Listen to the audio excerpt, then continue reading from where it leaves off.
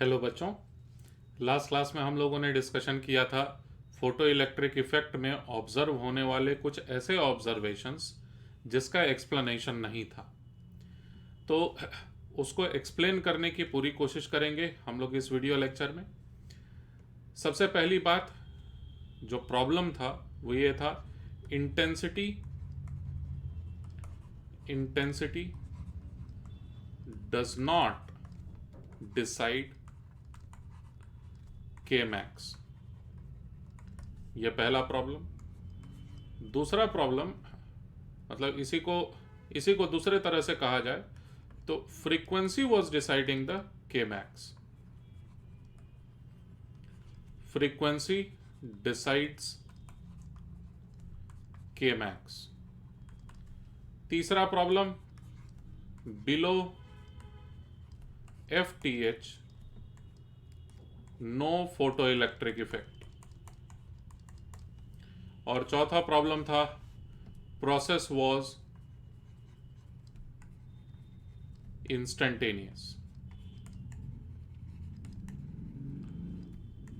Last class में मैं 3 problems बताया था। 3 में से पहला वाला जो प्रॉब्लम था वो फर्स्ट और सेकंड को कंबाइन किया हुआ था पहले से। तो ये ओवरऑल जो प्रॉब्लम्स थे ये यहां पर एनलिस्टेड हैं। ऐसा क्या एक्सप्लेनेशन दिया गया जिससे सब कुछ प्रॉपरली समझ में आने लगा। यही होता है फिजिक्स, याद रखना। पहले रियलिटी को देखा जाता है कि एक्चुअली में क्या हो रहा है, उस रियलिटी को एक्सप्लेन करने की कोशिश की जाती है अलग अलग थियरीज, लॉज से। मैथमेटिक्स में ऐसा नहीं होता। मैथमेटिक्स में एक एजम्पशन रहता है, उससे कई चीजें डिराइव होते चली जाती हैं आगे। यहां पर ऐसा नहीं होता। फिजिक्स थोड़ा सा डिफरेंट है। रियलिटी के एक्सप्लेनेशन का ही नाम फिजिक्स है। तो देखिए आइंस्टीन ने क्या एक्सप्लेनेशन दिया। पहली बात, आइंस्टीन ने कुछ अपना भी प्रपोजल दिया था कि इस तरह से मान लिया जाए, पॉस्टुलेट दिया था कि इस तरह से मान लिया जाएगा तो एक्सप्लेनेशन मिल जाएगा। और साथ में उसी वक्त डिस्कवरी हुए, उसी के कुछ साल पहले डिस्कवरी हुए कंसेप्ट का भी यूज किया गया आइंस्टीन के तरफ से।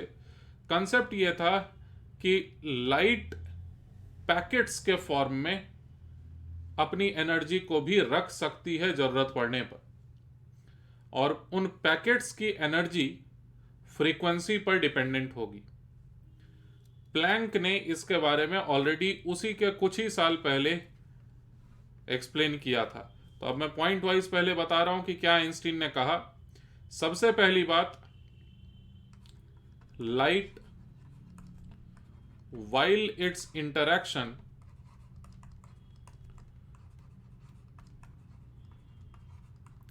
light while its interaction with matter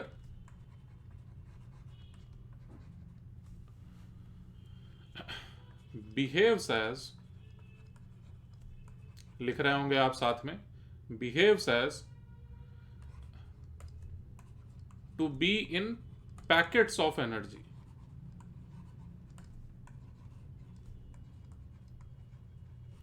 मतलब कंटिन्यूसली एनर्जी नहीं आ रही है, पैकेट्स में एनर्जी आ रही है। अगर मटेरियल के साथ, अगर मैटर के साथ लाइट के इंटरेक्शन के समय बात करेंगे तो कैसे समझें इस बात को, कैसे विजुलाइज करें इस बात को, कोशिश करना।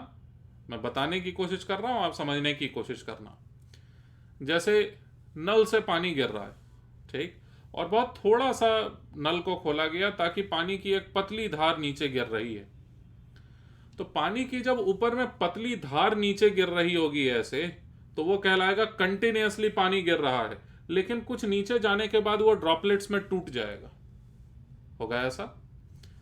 तो मैं बस तुमको विजुअलाइज करने के लिए ये बता रहा हूं कि ऐसा होता है कि लाइट जब प्रोपगेट कर रही होगी तो कंटिन्यूसली अपने पास एनर्जी रखी होगी, लेकिन जैसे ही उसका इंटरेक्शन मैटर के साथ होने लगता है, वो लाइट अपने आप को पैकेट्स में तोड़ देती है, ऐसा कहा आइंस्टीन ने। और जब वो पैकेट्स में तोड़ देती है, हाँ, इन पैकेट्स का नाम है, जानते होंगे आप, फोटॉन्स।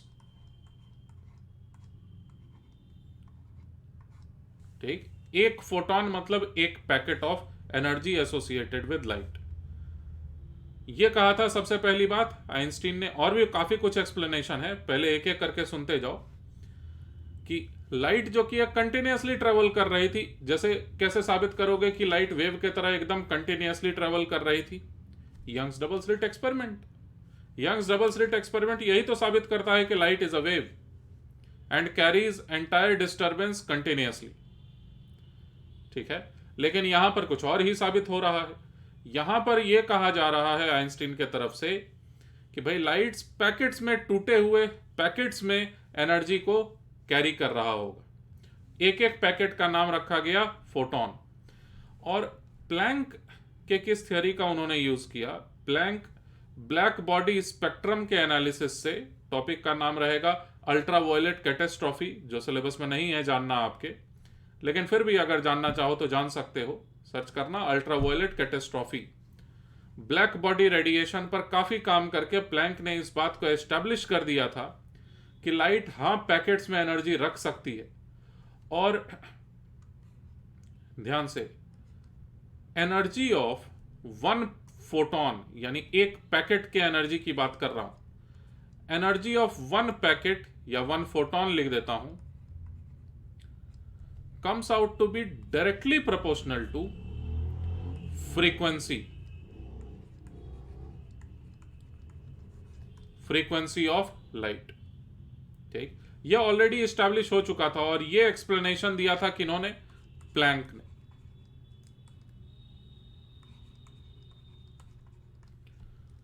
तो जो इन दोनों के बीच में रिलेशन होता है, इक्वालिटी के साथ, बीच में एक प्रोपोर्शनैलिटी कांस्टेंट आ जाता है। Energy of one photon equals to H into F.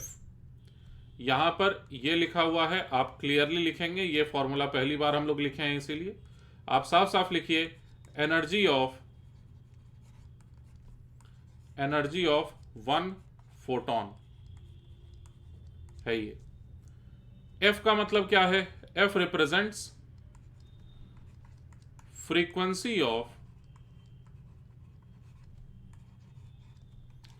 Light. तो अब देखो कितना जबरदस्त इक्वेशन है ये, ध्यान से सुनना जरा। लाइट जब वेव के तरह बिहेव कर रही है, मतलब कंटिन्यूअसली ट्रेवल कर रही है, ठीक, तो उसके पास फ्रीक्वेंसी है।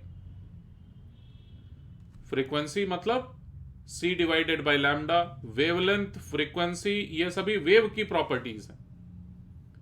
ठीक है, और जब वो मैटर के साथ इंटरेक्ट करने लगता है लाइट, तो वो पैकेट्स में यानी टुकड़ों में टूट जाता है, कहते हैं उसे फोटॉन्स। LHS में लिखा हुआ है एनर्जी ऑफ वन फोटोन। तो ये LHS जो लिखा हुआ है वो पार्टिकल नेचर को डिपिक्ट कर रहा है। मतलब LHS is related to particle nature. Particle nature मतलब टुकड़ों में होना, बस उसी को कहते हैं पार्टिकल नेचर। तो LHS is related to particle nature of light, जबकि RHS यहां पर फ्रीक्वेंसी लिखा हुआ है। भाई फ्रीक्वेंसी, अब अगर मान लो पैकेट्स में एनर्जी जा रही है, एक पैकेट ये रहा, दूसरा पैकेट ये रहा, तीसरा पैकेट ये रहा, तो किस बात का फ्रीक्वेंसी? फिर फ्रीक्वेंसी कब का? जब वो पैकेट्स के फॉर्म में नहीं जा रहा था और लाइट वेव के फॉर्म में जा रहा था, मतलब जब वो मैटर से इंटरैक्ट नहीं कर रहा था, तब की फ्रीक्वेंसी। ठीक, यहां पर फ्रीक्वेंसी रिप्रेजेंट कर रहा है क्या चीज? F equals to frequency when light behaves as wave। और मैं कहना यह चाहता हूं कि ये जो एक्सप्रेशन है देखने में तो बहुत इजी सा इक्वेशन, लेकिन फिर भी इसका इंपॉर्टेंस बहुत है, क्योंकि ये वेव नेचर को, जब लाइट प्रोपेगेट कर रही है कि दो स्लिट से होकर गुजरेगी, इंटरफेरेंस भी होगा, interference can only be executed by waves. तो लाइट के वेव वाली प्रॉपर्टी, और फिर उसी लाइट को जब किसी सरफेस पर इंसिडेंट होना पड़ेगा, तो सरफेस पर इंसिडेंट होने के जस्ट पहले वो पैकेट्स में टूट जाएगी और पैकेट्स के फॉर्म में इंटरैक्ट करेगी फोटो इलेक्ट्रिक इफेक्ट करवाने के लिए इलेक्ट्रॉन्स के साथ। फिर से सुनो, लाइट पहले प्रोपगेट कर रही थी तो हमने देखा फ्रीक्वेंसी क्या है उसकी। लाइट जब पैकेट्स के फॉर्म में टूट गई, मैटर के साथ इंटरैक्ट करते हुए, लाइट जब पैकेट्स के फॉर्म में टूट गई तो एनर्जी एक एक पैकेट की डिपेंड करेगी, जब वो फ्रीक्वेंसी रखा करती थी लाइट तब उस फ्रीक्वेंसी के वैल्यू पर। मतलब this equation in itself carries connection between wave nature and particle nature of the light. Light के पास दोनों नेचर होता है, कब आप उसके कौन से नेचर को ऑब्जर्व कर पाओगे वो डिपेंड करता है कैसे, किस सिचुएशन में आप ऑब्जर्व कर रहे हो। अगर किसी मटेरियल के साथ इंटरैक्शन के समय देख रहे होगे आप, definitely light will behave as particles to be broken into packets without causing any interference. लेकिन जब उसके प्रोपगेशन पर एनालिसिस करोगे तो वो इंटरफेरेंस करेगा ही करेगा, ठीक। और दोनों को आपस में जोड़ने वाला ये रिलेशन है, energy of one photon equals to some constant times the frequency. बाकी सब न्यूमेरिकल वैल्यूज हैं, हम लोग सीख लेते हैं अभी तुरंत। देखो, एनर्जी ऑफ वन फोटोन, फिर से वही बात लिख रहा हूं, इक्वल्स टू, अक्सर इसे एफ के जगह न्यू भी लिखते हैं या तुमको जो मर्जी आए लिख लो। यहां पर एच के बारे में बता रहा हूं, this is actually Planck's constant.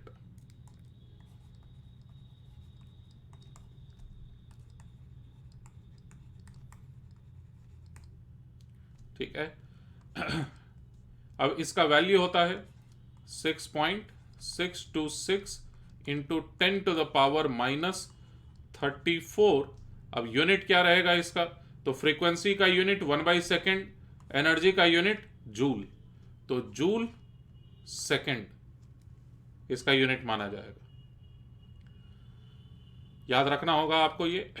अच्छा, हम लोग क्या कर रहे थे बाय द वे, हम लोग एक्सप्लेन करने की कोशिश कर रहे थे फोटो इलेक्ट्रिक इफेक्ट में आए हुए 3 प्रॉब्लम्स को। बेसिकली 3 है, मैं एक्सप्लेन करते हुए 4 लिख दिया हूं।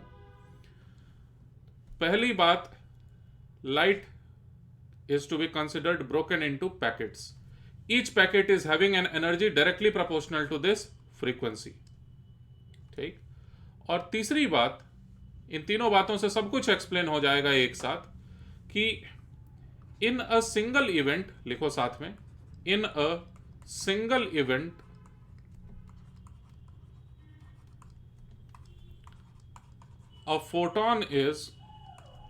a photon is either absorbed or rejected, either absorbed or rejected by electrons। फिर से सुनो, जो मेटालिक सरफेस के अंदर में इलेक्ट्रॉन्स हैं, वो इलेक्ट्रॉन्स,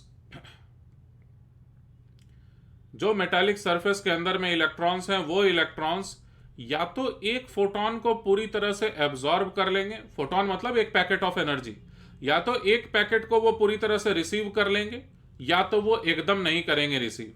पहली बात, मतलब ऐसा नहीं होगा कि आधा रिसीव कर लें। एक फोटोन को माना जाएगा कि this is unit packet of energy by light. इससे छोटे टुकड़े में लाइट के एनर्जी को नहीं तोड़ा जा सकता। यही मतलब होता है फोटोन का। फोटोन मतलब वो छोटा से छोटा पैकेट जिसमें की एनर्जी ट्रेवल कर सकता है लाइट के ट्रेवल करने के दौरान। ठीक है, तो in a single event a photon is either absorbed or rejected by electron. अच्छा, if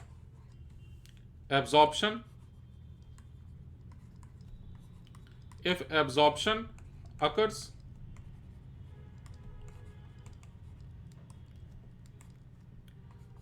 then only electron may leave the surface, या then only photoelectric effect may occur। Surface को छोड़ना मतलब फोटो इलेक्ट्रिक इफेक्ट का होना। तो एक single event में एक ही फोटोन एब्जॉर्ब होगा, दो फोटोन भी एक साथ एब्जॉर्ब नहीं होंगे। ठीक, एक सिंगल इवेंट में एक बार में एक फोटोन एब्जॉर्ब होगा और इलेक्ट्रॉन बाहर निकल सकता है, नहीं भी निकल सकता। ठीक, हो सकता है वो गलत डायरेक्शन में एनर्जी अपना लगा दे, लेकिन हो सकता है ऐसा कि इलेक्ट्रॉन बाहर निकल जाए। अगर इलेक्ट्रॉन बाहर निकल रहा है तो वो एक फोटोन की एनर्जी को एब्जॉर्ब किया है। This is the rule. अब देखिए ये सारी बातों को कैसे एक्सप्लेन कर रहा है, ध्यान से सुनना। प्रॉब्लम नंबर 1 क्या था हमारे पास, इसीलिए लिख दिया था मैं, इंटेंसिटी डजंट डिसाइड के मैक्स। तो इंटेंसिटी का ज्यादा होना मतलब क्या, फ्रीक्वेंसी सेम रख के इंटेंसिटी को ज्यादा रखिए। एक्सप्लेनेशंस,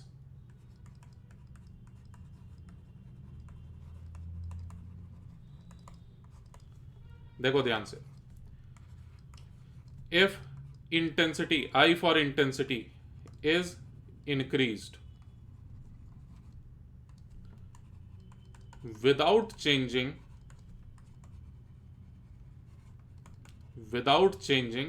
frequency, फ्रीक्वेंसी में बदलाव लाए बिना अगर इंटेंसिटी को बढ़ाया जाएगा, इंटेंसिटी मतलब energy incident per unit area per unit time, energy जो लाइट लेके आ रही है वो एनर्जी बढ़ गई है, लेकिन एक एक पैकेट की एनर्जी नहीं बढ़ी है।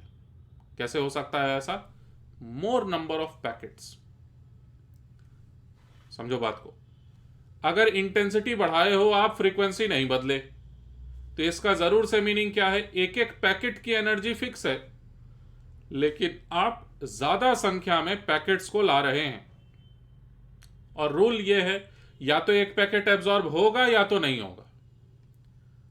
तो फिर से बहुत ध्यान से, एक इलेक्ट्रॉन की हालत को समझो, मेटालिक सरफेस के अंदर में एक इलेक्ट्रॉन की हालत को समझो। वो एक फोटोन को एब्जॉर्ब करेगा या तो नहीं करेगा, वो ये बात को सुनेगा ही नहीं कि 1000 आ रहे हैं भाई, कम से कम आप ये थोड़ा सा देर के लिए रखिए तो सही, आप मत निकलिएगा। इलेक्ट्रॉन को बोल रहे हो तुम कि भाई आप मत निकलिएगा सरफेस को छोड़ के, लेकिन आप इसको छोटे से एनर्जी को आप रखिए तो सही अपने पास, और मैं लाके दे रहा हूं आपको। वो ऐसा नहीं कर सकता। इलेक्ट्रॉन एक फोटोन को एब्जॉर्ब करके पूरी तरह से बाहर निकलेगा या तो वो रिजेक्ट कर देगा, वो रखेगा ही नहीं उस एनर्जी को। अगर इलेक्ट्रॉन बाहर निकला, सरफेस को छोड़ के बाहर निकला, तो वो एग्जैक्टली एक फोटोन की एनर्जी को ही एब्जॉर्ब करके बाहर निकला होगा। एक से कम नहीं, एक से ज्यादा भी नहीं, क्योंकि एक से ज्यादा इसलिए नहीं क्योंकि एक को एब्जॉर्ब कर लेगा वो। कंफ्यूज हो गए, अभी जितना बोल रहा हूं उतने पर ही ध्यान दो, धीरे धीरे आगे बढ़ेंगे। कंफ्यूज मैं नहीं हूं, कंफ्यूज आप हो जाएंगे। सिचुएशन ये है, इलेक्ट्रॉन एक पैकेट की एनर्जी को एब्जॉर्ब करेगा, पैकेट्स हैं कितने उसे कोई मतलब नहीं है इस बात से। अगर कोई एक इलेक्ट्रॉन बाहर निकला है सरफेस को छोड़ के, वो एग्जैक्टली एक फोटोन की एनर्जी को एब्जॉर्ब किया है। अवेलेबल कितने सारे फोटॉन्स हैं उससे उसको कोई मतलब नहीं है। ठीक, तो इसके एक्सप्लेनेशन में, if I is increased without changing frequency, more number of photons will arrive on surface, but only one photon is to be absorbed for photoelectric effect। तो एक आए चाहे 1000 आए, कोई मतलब नहीं है इलेक्ट्रॉन को। अगर इलेक्ट्रॉन को एब्जॉर्ब करना है एनर्जी, तो एक ही पैकेट में वो एब्जॉर्ब करके बाहर निकल जाएगा। हेंस के मैक्स मतलब कितनी एनर्जी के साथ इलेक्ट्रॉन बाहर निकला होगा, इस बात को कोई मतलब नहीं है कि कितने सारे फोटॉन्स आए। हेंस के मैक्स इज इंडिपेंडेंट ऑफ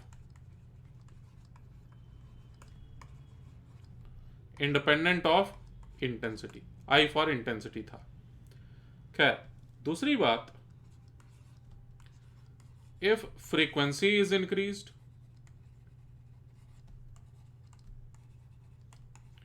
अगर फ्रीक्वेंसी को बढ़ाया जाएगा तो इसका क्या प्रभाव पड़ना चाहिए?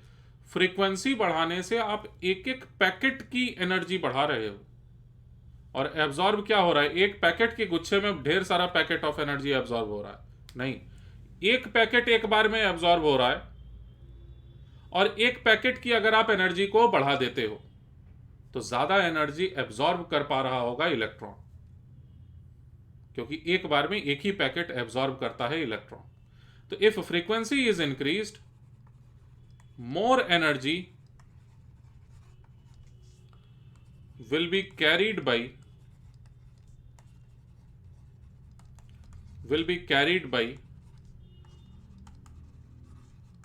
single photon, और एक बार में सिंगल फोटोन ही तो एब्जॉर्ब होता है। सो more energy will be absorbed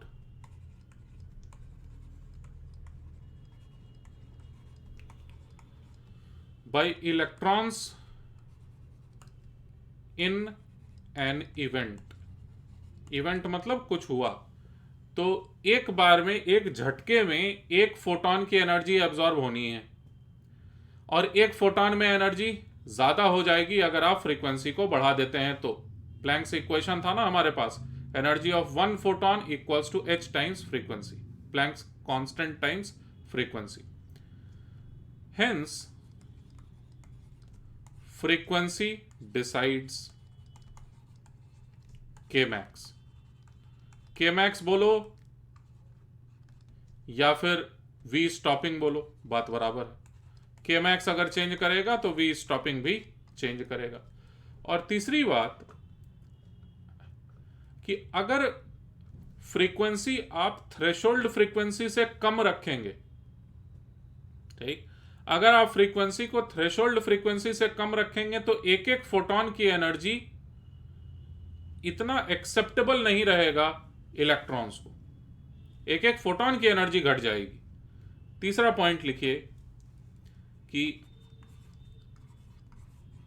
if f is less than fth, अगर फ्रीक्वेंसी कम हो जाए, इंसिडेंट लाइट की फ्रीक्वेंसी अगर कम हो जाए थ्रेशोल्ड फ्रीक्वेंसी से, होगा क्या ऐसे केस में? Energy of each photon becomes too less for absorption by electrons। Electrons जो एनर्जी को एब्जॉर्ब कर रहे थे एक एक फोटोन एक बार में लेकर के, एक एक फोटोन की एनर्जी घट जाएगी, जिस कारण से every single photon will get rejected by electrons. जाओ तुम्हारा भी एनर्जी नहीं लेंगे, वापस चले जाओ, नेक्स्ट आओ, नेक्स्ट वाला फोटोन आया, जाओ तुम्हारा भी एनर्जी नहीं लेंगे। क्यों नहीं लेंगे? क्योंकि फ्रीक्वेंसी कम है, तुम्हारी फ्रीक्वेंसी कम है। फोटोन की फ्रीक्वेंसी का कोई मतलब नहीं होता, फोटोन की एनर्जी डिपेंड करती है फ्रीक्वेंसी पर। फ्रीक्वेंसी फोटोन की होती नहीं है, फ्रीक्वेंसी होती है जब वो वेव हुआ करता था तब का फ्रीक्वेंसी, ठीक है। तो energy of one photon becomes too less for absorption, hence each photon will be rejected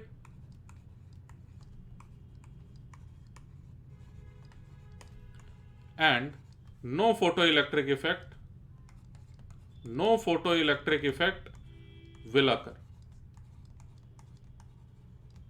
कितने भी देर क्यों नहीं इंतजार कर लिया जाए, एवर। अच्छा, चौथी बात कि चूंकि अगर फोटो इलेक्ट्रिक इफेक्ट होना है तो ये ऐसा प्रोसेस नहीं है कि एक फोटोन आके एनर्जी जमा हो गया, सेव किए हुए हैं, और एक फोटोन आ गया उसकी भी एनर्जी ले लिए और ज्यादा मेरे पास एनर्जी इकट्ठा हो गया, तीसरा फोटोन आया और एनर्जी हो गया मेरे पास, हाँ अब मेरे पास इतनी एनर्जी इकट्ठा हो गई कि अब मैं सरफेस को छोड़ के बाहर निकल सकता हूं। ये सेविंग वाला प्रोसेस नहीं चलेगा यहां पर। एक फोटोन लीजिए, बाहर निकल सकते हैं तो निकलिए। एक फोटोन लेके अगर आप एनर्जी नहीं एब्जॉर्ब करके बाहर निकल सकते हैं तो उस फोटोन को छोड़ दीजिए, आप मत एब्जॉर्ब करिए। ऐसा कुछ तो वहां पर हो रहा है, ठीक। और चूंकि एक फोटोन के ही केवल एब्जॉर्ब करने की इवेंट की बात है, वही सब कुछ डिसाइड कर रहा है यहां पर, इस वजह से इसमें टाइम भी नहीं लगता। The process of absorption of single photon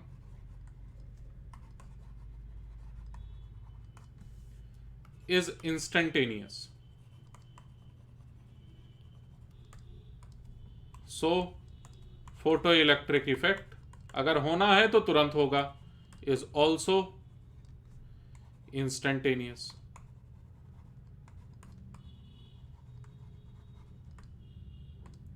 I hope आप बात को समझ गए। तो आइंस्टीन क्या बोले थे, ये चारों पॉइंट्स नहीं बोले थे वो, उन्होंने बस ये कहा, चारों पॉइंट्स ऑटोमेटिकली एक्सप्लेन हो गए अगर आप ये मान लेते हो जैसे कि लाइट कंटिन्यूअसली एनर्जी लाने के बजाय पैकेट्स में एनर्जी ला रही है। एक बार में एक पैकेट या तो एब्जॉर्ब होगा या तो रिजेक्ट होगा, और एक एक पैकेट की एनर्जी कितनी होगी ये प्लैंक ने बताया, तभी ये प्लैंक का इक्वेशन। अच्छा, हम लोगों को ये पहले से ही शक जरूर था कि हो सकता है कहीं ना कहीं फ्रीक्वेंसी ही डिसाइड कर रहा है लाइट की एनर्जी को। लाइट की एनर्जी को फ्रीक्वेंसी डिसाइड नहीं करता। लाइट जब पैकेट्स में टूट जाता है तो एक एक पैकेट की एनर्जी, लाइट जब वेव हुआ करता था तो जो लाइट की फ्रीक्वेंसी थी वो फ्रीक्वेंसी डिसाइड करती। तो ये बड़ा पिक्चर है इस इक्वेशन के पीछे, ठीक है। अच्छा, फाइनली थोड़ा सा एनर्जी कंजर्वेशन पर बेस्ड एक फाइनल इक्वेशन दिया। Now using energy conservation,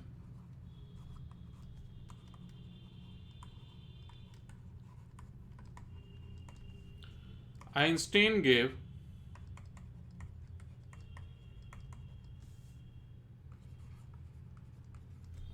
following equation.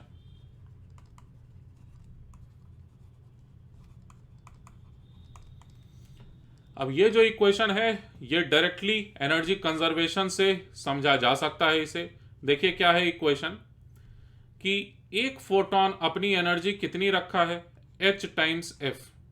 ये एक फोटोन की एनर्जी है। इस एनर्जी को पूरी तरह से एब्जॉर्ब कर लिया कोई एक फोटोन, ठीक, सॉरी गलत बोला, ये एक फोटोन की एनर्जी है, पूरी तरह से एब्जॉर्ब कर लिया कौन, कोई एक इलेक्ट्रॉन। अब इलेक्ट्रॉन के पास कितनी एनर्जी, hf के बराबर। इलेक्ट्रॉन को खुद खर्च करना पड़ेगा कुछ एनर्जी केवल सरफेस को छोड़ के बाहर निकलने के लिए। उस एनर्जी का नाम है वर्क फंक्शन। वर्क फंक्शन होता है वो मिनिमम अमाउंट ऑफ एनर्जी जो खर्च होती है मेटालिक सरफेस को छोड़ के इलेक्ट्रॉन्स को इंफिनिटी तक जाने में। और इसके बावजूद अगर कुछ एनर्जी बच गया, कहने का मतलब HF इतनी एनर्जी आई थी फोटोन के तरफ से, उसमें से पूरी तरह से एब्जॉर्ब कर लिया एक इलेक्ट्रॉन, इलेक्ट्रॉन को खर्च करना पड़ा थोड़ा सा एनर्जी केवल सरफेस को छोड़ के बाहर निकलने के लिए, और अब बाहर निकलने के बाद जो एनर्जी उसके पास बच जाएगी that will appear in form of kinetic energy. अभी भी पूरी बात नहीं किया हूं मैं, लेकिन ये एनर्जी कंजर्वेशन पर बेस्ड एक इक्वेशन आप लिखिए पहले, फिर पूरी बात बताता हूं।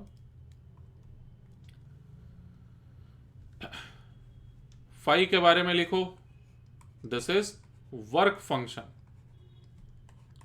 वर्क फंक्शन वो मिनिमम एनर्जी होता है जितना खर्च करना पड़ेगा इलेक्ट्रॉन को मेटालिक सरफेस को छोड़ के बाहर निकलने के लिए इंफिनिटी तक। This is incident energy, incident energy in one photon. और लास्ट में ये लिखा हुआ है, ये Kmax क्या रिप्रेजेंट कर रहा है, kinetic energy of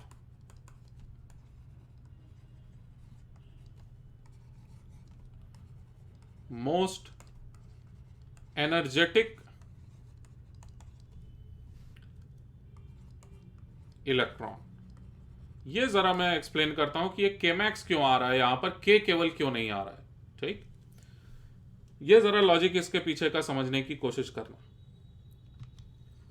I hope so कि अभी तक आप समझ के आगे बढ़ रहे हैं। देखिए, मान लो ये मेटालिक सरफेस है बड़ा सा, और इसके अंदर के एक इलेक्ट्रॉन के बारे में बात कर रहे हैं हम लोग। होता क्या है कि इस इलेक्ट्रॉन पर इस तरह से एक फोटोन आके एनर्जी अपना लेके आया, HF का एनर्जी लेके आया इस रास्ते से, और ये इलेक्ट्रॉन फिर एनर्जेटिक बन गया। ठीक, दूर से कहीं से एनर्जी आई और ये इलेक्ट्रॉन उस एनर्जी को एब्जॉर्ब कर लिया। पहले स्टार नहीं था इसमें, स्टार मतलब एनर्जी, पहले एनर्जी इसमें नहीं थी तो वो ऐसा दिखाई दे रहा था, अब इसमें एनर्जी आ गई। तो एनर्जी आ गई है तो हो सकता है कि ये इधर चली जाए, ये इलेक्ट्रॉन इस डायरेक्शन में चला जाए, ऐसा हो सकता है। एनर्जेटिक है इसका मतलब ये थोड़ी कि बाहर ही निकलेगा, या हो सकता है इस डायरेक्शन में चला जाए, हो सकता है इस डायरेक्शन में जाए, और इन सभी डायरेक्शंस में जाने पर बड़े बड़े लैटिस के कुछ एटम्स के इस तरह से एटम्स अगल बगल में रखे हुए हैं फिक्स्ड अपनी जगह पर। तो इलेक्ट्रॉन एनर्जी होने के बावजूद जाके किसी लैटिस स्ट्रक्चर के एटम से टकरा करके अपनी एनर्जी लूज कर सकता है। यह केवल इत्तेफाक ही होगा कि इलेक्ट्रॉन एनर्जी एब्जॉर्ब किया और इतनी एनर्जी है उसके पास कि बाहर निकल सके, और साथ में उसका डायरेक्शन ऑफ मोशन बाहर की तरफ भी है। यह केवल कोइंसिडेंस हो सकता है, मतलब बहुत कम प्रोबेबिलिटी होगी इसकी। समझने की कोशिश करो मैं क्या कह रहा हूं। अभी समराइज कर रहा हूं जो मैं बोला अभी जस्ट। एक इलेक्ट्रॉन बाहर से एनर्जी को एब्जॉर्ब करने के बावजूद बाहर निकलने लायक इसको एनर्जी चाहिए केवल मान लो 10 जूल। हो सकता है इसके पास 12 जूल की एनर्जी हो फिर भी ये बाहर ना निकले। क्यों? क्योंकि 12 जूल की इसकी काइनेटिक एनर्जी जो है वो गलत डायरेक्शन में। शायद आप इससे मोटिवेट भी हो रहे होंगे। मैं क्या बोला? इसके पास एनर्जी है सब कुछ करने का, लेकिन गलत डायरेक्शन में। अगर इसके पास सफिशिएंट एनर्जी आई है 12 जूल की और वो सही डायरेक्शन में भी है, तब तो वो फोटो इलेक्ट्रिक इफेक्ट को करवा पाएगा। एनर्जी का डायरेक्शन नहीं होता, मोशन का डायरेक्शन इसका इलेक्ट्रॉन का सही डायरेक्शन में होगा, तभी ये इलेक्ट्रॉन बाहर निकल भी पा रहा होगा। ठीक, तो क्या ये जरूरी है कि फोटोन की एनर्जी को एब्जॉर्ब कर ही ले इलेक्ट्रॉन और उसके बाद बाहर निकल ही जाए? नहीं, ये जरूरी नहीं है। ऐसा होने के बावजूद कि इलेक्ट्रॉन ने एनर्जी को एब्जॉर्ब कर लिया फोटोन से खींच के, इलेक्ट्रॉन हो सकता है कि बाहर ना निकले। अब की बार सुनना, कोई एक इलेक्ट्रॉन है, इसमें कुछ ऐड करके अब बताऊंगा। कोई एक इलेक्ट्रॉन है, इसको बाहर निकलने के लिए 10 जूल की एनर्जी की जरूरत है। ये केवल एक एग्जांपल है। इसको बाहर से मिल जाती है एनर्जी 50 जूल। 50 जूल की एनर्जी उसको मिल गई, बहुत हो गई उसके पास तो एनर्जी, लेकिन गलत डायरेक्शन में है एनर्जी। गलत डायरेक्शन मतलब इसका जो मोशन हो रहा है इस इलेक्ट्रॉन का, वो इस डायरेक्शन में हो रहा है ऐसे करके। तो ऐसा हो सकता है कि ये इलेक्ट्रॉन जाए किसी लैटिस स्ट्रक्चर के एटम से टकराए और अपनी एनर्जी थोड़ी सी लूज कर दे। 50 जूल था ना इलेक्ट्रॉन के पास एनर्जी, 50 जूल वो एब्जॉर्ब किया कहीं से, उसको मिल गया। 50 जूल में से 5 जूल ये यहां लूज कर दे। ठीक, 5 जूल ये यहां पर लूज कर दिया और उसके बाद फिर बाहर निकल जाए, तो कितनी एनर्जी के साथ बाहर निकलेगा सोचो जरा। 45 जूल की एनर्जी उसके पास बची हुई थी, 10 जूल की एनर्जी लगेगी केवल अंदर से बाहर निकलने में। तो बाहर निकलने पर उसके पास जो एनर्जी होगी वो कितनी होगी? 45 में से 10 घटा दो, 35 जूल की एनर्जी रहेगी उसके पास बाहर निकलने के बाद। कोई एक इलेक्ट्रॉन है दूसरा, वो भी सिमिलर तरीके से 50 जूल की एनर्जी को पूरी तरह से एब्जॉर्ब किया, लेकिन वो एक बार में एक झटके में सीधे बाहर निकल गए। तो उसके पास जो एनर्जी रहेगी वो 40 जूल की एनर्जी रहेगी। समझे क्या बात को?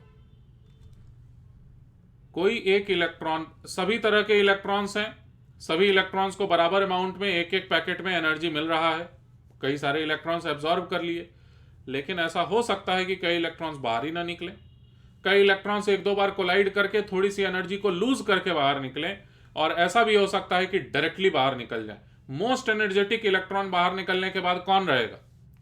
जो बिना कहीं टकराए, कहीं पर भी अपना एनर्जी लूज किए बिना डायरेक्ट सिर्फ बाहर गया है, वही इलेक्ट्रॉन मोस्ट एनर्जेटिक होगा। और यही एक्सप्लेनेशन है अलग अलग इलेक्ट्रॉन्स के अलग अलग एनर्जी रखने का।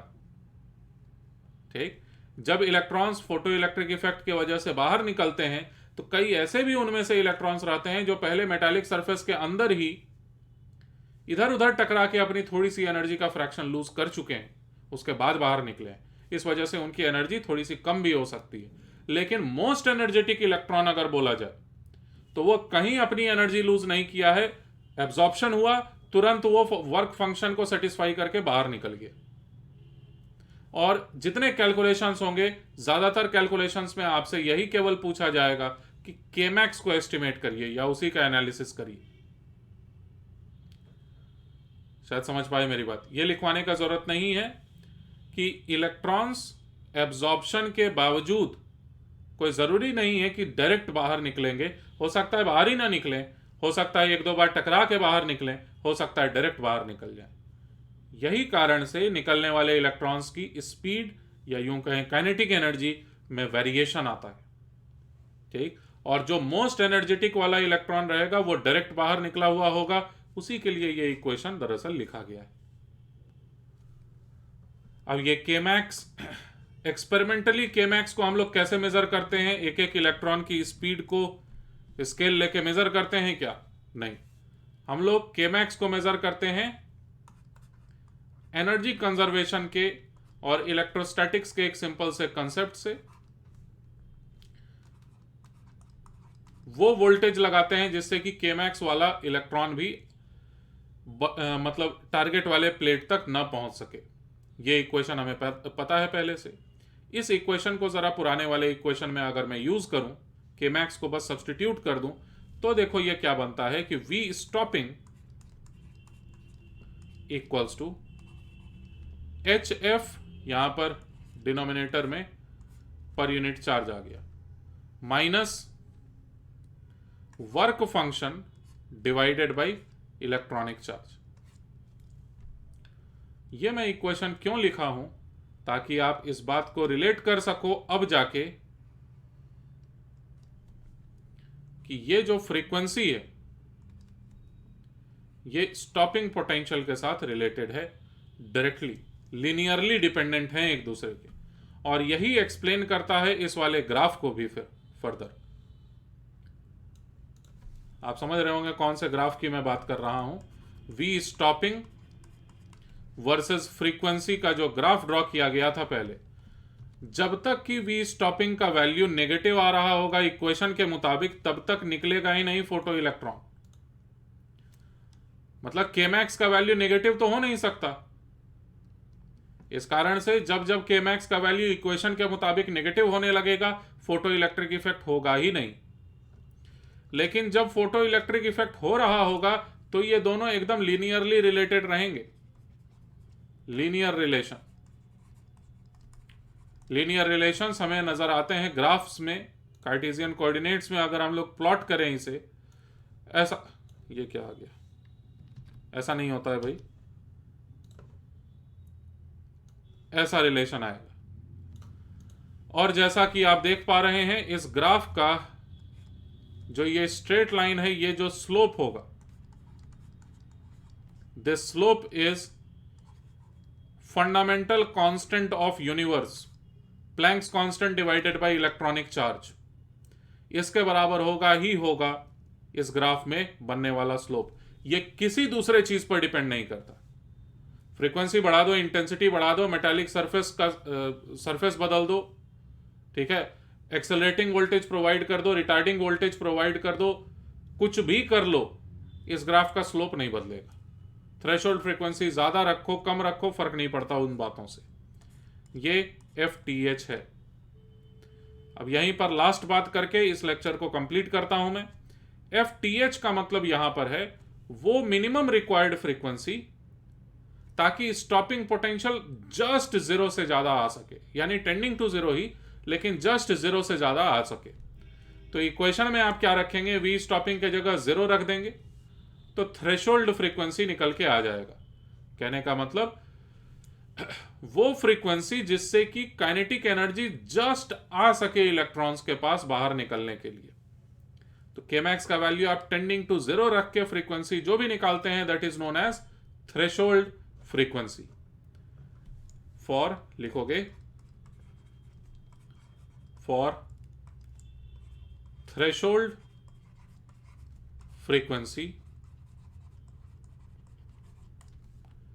ठीक है ना, वी स्टॉपिंग और साथ में Kmax E into V stopping, क्योंकि डायमेंशनली इनकरेक्ट हो जाएगा ये, इक्वल्स टू जीरो। ये दोनों ही चीजें बराबर होनी चाहिए। E को मैं लिखा हूं केवल डायमेंशनली करेक्ट रखने के लिए इस इक्वेशन को। वी स्टॉपिंग भी जीरो होना चाहिए, Kmax भी जीरो होना चाहिए। इन वैल्यूज को सब्सटीट्यूट करें आप इस वाले इक्वेशन में, या तो इस इक्वेशन में सब्सटीट्यूट कर दो या तो पिछले वाले इक्वेशन में सब्सटीट्यूट कर दो। FTH, the formula what you get for threshold frequency will be work function phi divided by क्या, इलेक्ट्रॉनिक चार्ज नहीं आएगा, प्लैंक्स कांस्टेंट। ठीक, तो this is formula for threshold frequency. और अगर थ्रेशोल्ड फ्रीक्वेंसी पता चल जाए तो ये बात जानते ही होंगे आप कि frequency multiplied by wavelength, this comes out to be equal to speed of the wave. ये दोनों ही वेव की प्रॉपर्टीज हैं, frequency as well as wavelength. ठीक, तो इस इक्वेशन के मुताबिक हम लोग ये भी लिख सकते हैं कि लैम्डा थ्रेशोल्ड अगर कहीं पूछा जाए,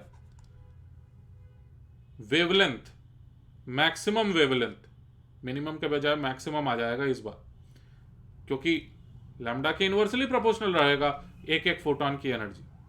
तो लैम्डा TH अगर कोई पूछे तो C डिवाइडेड बाई F कर देना है आपको। तो फाइनली इक्वेशन बन जाएगा C multiplied by Planck's constant divided by work function.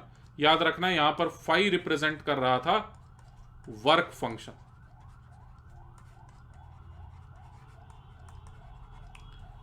ठीक, तो नेक्स्ट वीडियो लेक्चर में हम लोग सिर्फ और सिर्फ क्वेश्चंस के बारे में डिस्कशन करेंगे। एक एक क्वेश्चन को सॉल्व कर रहे होंगे हम लोग प्रॉपरली। आपसे ये एक्सपेक्टेड है कि एक एक बात आपको एकदम जबान पर अच्छे से याद रहे। नेक्स्ट वीडियो लेक्चर के पहले फोटो इलेक्ट्रिक इफेक्ट 100% कंप्लीट कर चुके हैं हम लोग। जैसे पढ़ा जाना चाहिए था उससे कहीं ज़्यादा अच्छे से पढ़े हुए हो तुम, अगर फॉलो किए हो ध्यान से तब। ठीक, क्वेश्चन नहीं करेंगे तो सब कुछ वेस्ट हो जाएगा। नेक्स्ट वीडियो लेक्चर पूरी तरह से डेडिकेटेड रहेगा क्वेश्चंस पर, और उसके बाद फिर हम लोग और अलग अलग चीज़ों के बारे में सीख रहे होंगे इसी चैप्टर में, NCERT बुक से इसी चैप्टर में, dual nature of matter and radiation. See you in next video lecture.